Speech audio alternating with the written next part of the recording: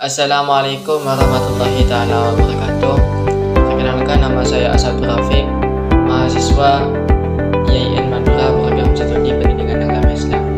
Jadi pada kesempatan kali ini saya akan menjelaskan salah satu kaidah fikih, yaitu al-yaqinu la yazal bisyakki, bahwa keyakinan itu tidak bisa dihilangkan dengan keraguan.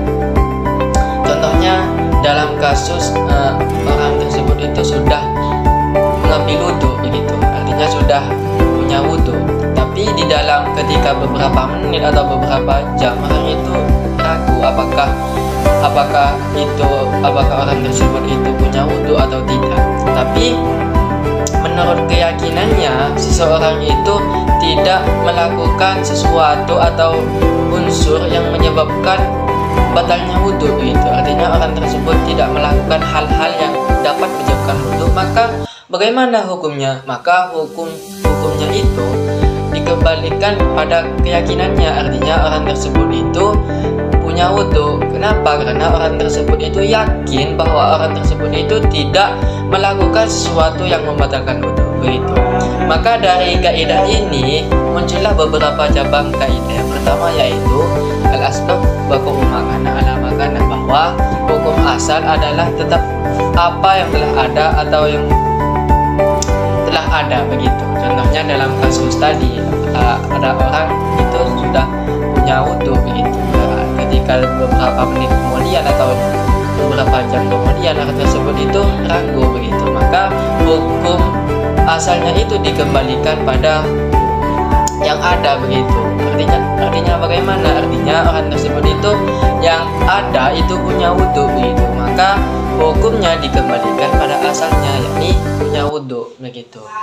Nah, yang kedua, cabang yang muncul dari kaidah al-yakin la yazalu bisyakki itu al-aslu al-adam, bahwa hukum asal adalah tidak adanya sesuatu.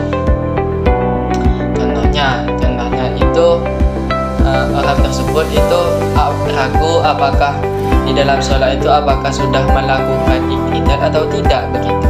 Maka hukum asalnya itu ya tidak melakukan, karena asal dari sesuatu itu tidak ada, begitu.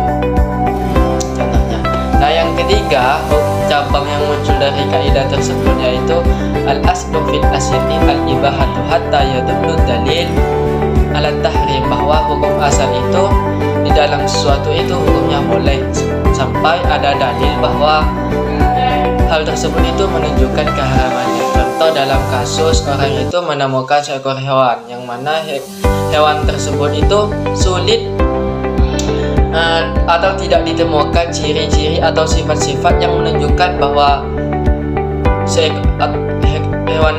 hewan tersebut itu haram, begitu. Maka di dalam kasus tersebut, maka hewan tersebut itu hukumnya boleh. Mengapa? Karena setiap sesuatu itu hukum asalnya itu boleh sampai ada dalil kalau menunjukkan hewan tersebut itu haram, begitu. Contohnya seperti anjing, yang mana anjing itu hukumnya asalnya itu boleh, tapi karena ada dalil yang menunjukkan anjing itu haram, maka anjing tersebut itu tidak halal lagi, akan tetapi haram karena memang ada dalil yang menunjukkan memakan hewan tersebut itu tidak boleh, tapi haram, begitu. Kalau ada hewan yang tidak bisa ditebak apakah hewan itu tersebut itu bisa dimakan, yang mana tidak ada ciri yang spesifik dari hewan tersebut bahwa menunjukkan hewan tersebut itu haram untuk dimakan, maka hewan tersebut itu boleh dimakan, begitu. Karena hukum asal dari segala sesuatu itu hukumnya adalah boleh. Nah, adapun yang terakhir, cabang kaidah yang muncul dari kaidah tersebut yaitu al-aslu fil ibadati tahrim hatta yadullu dalil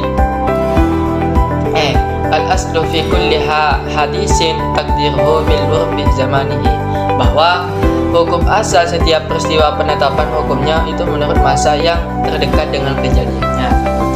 Contohnya jika ada seorang itu melakukan transaksi jual beli, yang mana si penjual itu menjual seekor ayam, nah contohnya, yang mana setelah dibayar oleh si pembeli dan dibawa ke rumahnya oleh si pembeli itu ayamnya, Nah, setelah beberapa minggu atau beberapa hari itu ayamnya itu makan segala sesuatu, makan apa gitu.